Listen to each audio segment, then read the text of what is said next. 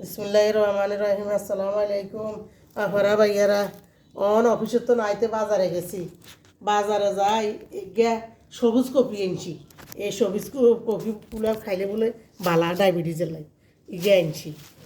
গাজর আনছি, এই যে আনমের কিরে আনছি, টমাটো আনছি, লেমু আনছি, সিম আনছি, এই যে দেখেন ধনিয়া পাতা আনছি, দেশি ধনিয়া পাতা, এই আবার পালংয়ের শাক আনছি।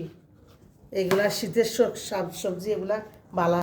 তো এখন বাজারও শেষ হয়ে গেছে, বাজার পারি না, যে কদিন শরীর বালারও তখন যাই হালকা এগিয়ে আনছি। এই জন্য এখন এবার এগিন থুই যাই না, অজু করুম, নামাজ পড়ুম, ভাত খামু, আবার অফিসে যাবো। এদিন থুই আল্লাহ।